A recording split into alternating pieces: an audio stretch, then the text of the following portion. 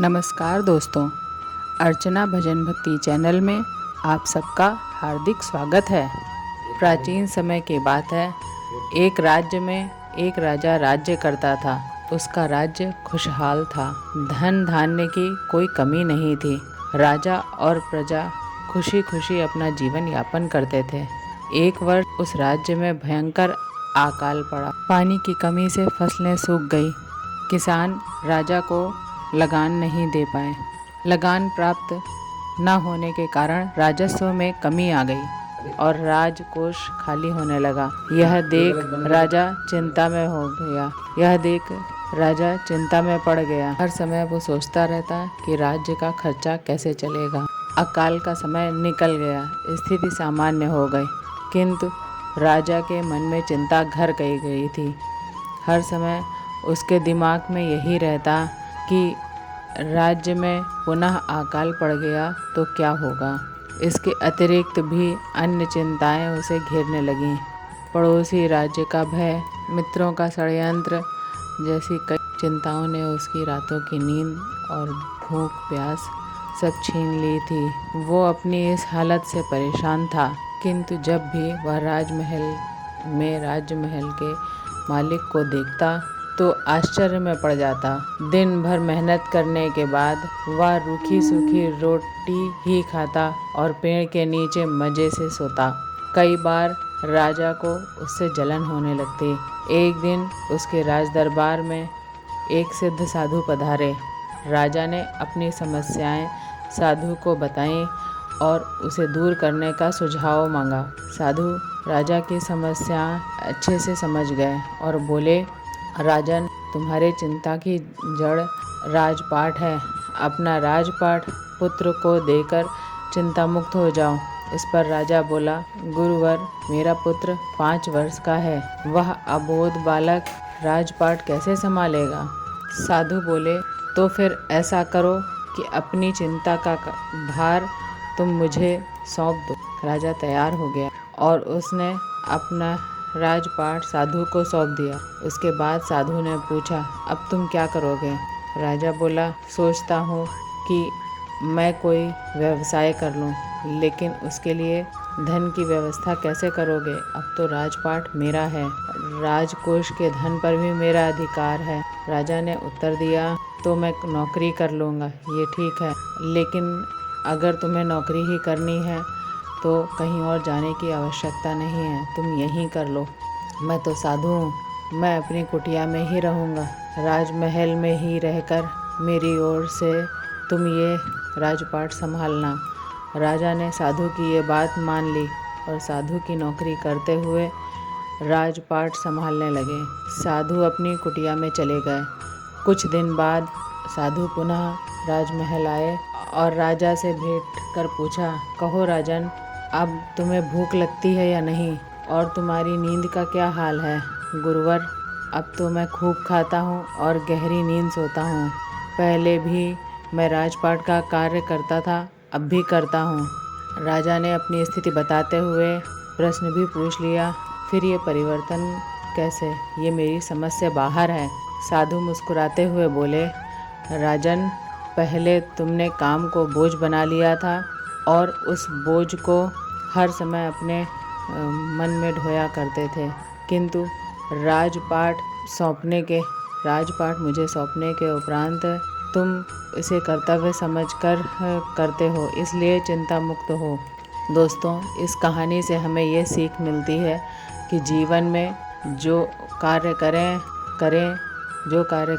अपना कर्तव्य समझकर करें, बोझ समझकर नहीं। यही चिंता से दूर रहने का एकमात्र तरीका है। हे कृष्ण, कोई माने या ना माने, मुझको ये विश्वास है, जब तक तुम साथ हो तब तक सब कुछ मेरे साथ है। पेड़ कभी डाली काटने से नहीं सूखता, पेड़ हमेशा जड़ काटने से सूखता है। वैसे ही इंसान कभी अपने कर्म से नहीं, बल्कि छोटी सोच और गलत व्यवहार से हारता है। मैं सभी प्राणियों को समान रूप से देखता हूँ, ना कोई मुझे कम प्रिय है और ना कोई अधिक, लेकिन जो मेरी प्रेम पूर्वक आराधना करते हैं वो मेरे भीतर रहते हैं और मैं उनके जीवन में आता हूँ।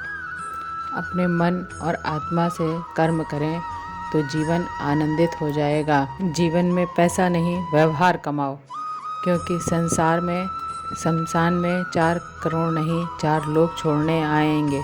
ज़िंदगी में कभी किसी को कम मत समझो। पूरी दुनिया को डुबाने की ताकत रखने वाला समंदर तेल की एक बूंद को भी नहीं डुबा सकता। विरासत में गद्दी तो मिल सकती है, पर बुद्धि नहीं।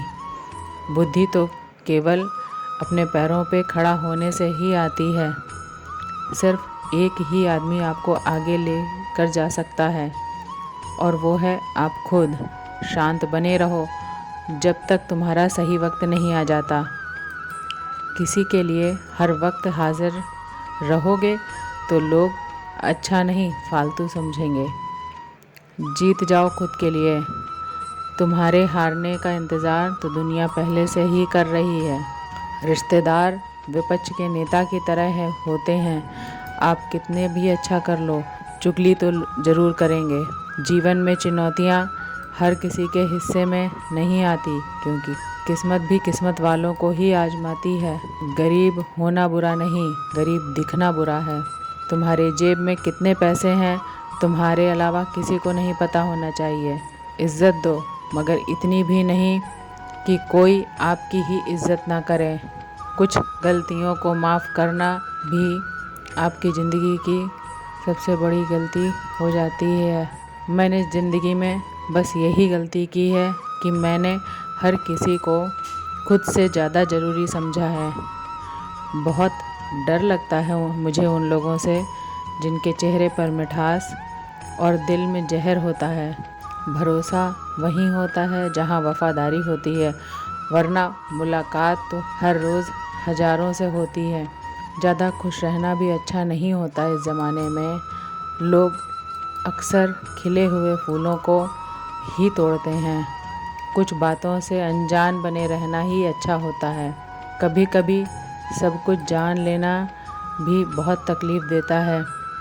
आज तक बहुत भरोसे टूटे, लेकिन भरोसे की आदत कभी नहीं टूटी। जीत की आदत अच्छी होती है, अगर कुछ रिश्तों में हार जाना ही बेहतर होता है। बातों में मिठास अंदर का भेद नहीं खोलते। मोर को देखकर कौन कह सकता है कि ये सांप खाता होगा। बोले गए शब्द ही ऐसी चीज़ है जिसकी वजह से या तो इंसान दिल में उतर जाता है या फिर दिल से उतर जाता है। बात केवल आदर और संस्कार की होती है, वरना जो इंसान सुन सकता है वो सुना भी सकता है। चलो थोड़ा सुकून से जिया जाए। जो दिल दुखाते हैं उनसे थोड़ा दूर रहा जाए। मौका सबको मिलता है, वक्त सबका आता है। कोई चाल चल जाता है तो कोई बर्दाश्त कर जाता है। जो तकलीफ़ तुम खुद बर्दाश्त नहीं कर सकते वो किसी दूसरे को भी मत दो। कृष्ण जी कहते हैं कि धर्म से भरा हृदय धर्म का परामर्श देता है, और अधर्म से भरा हृदय अधर्म का परामर्श देता है। इंसान इसलिए दुखी नहीं है कि वह ईश्वर को नहीं मानता।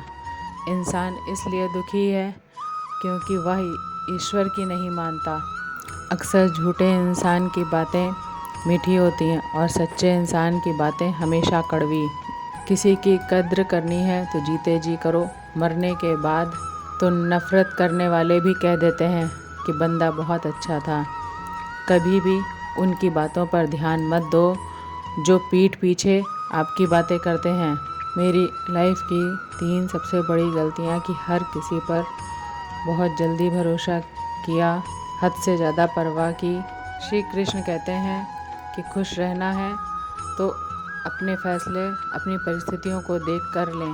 भगवान श्री कृष्ण कहते हैं जो मनुष्य श्रद्धा भक्ति भाव से मेरी भक्ति करता है, मैं उसे वही चीज़ देता हूँ जो उसके पास नहीं है, और उस समय रक्षा भी करता हूँ किससे कब कितना बोलना है। अगर तुमने ये समझ लिया तो तुम अपनी ज़िंदगी के सार्थक बन चुके हो। आज की वीडियो में बस इतना ही। वीडियो पसंद आई हो तो लाइक करें, शेयर करें और चैनल को सब्सक्राइब करें। जय श्री कृष्णा।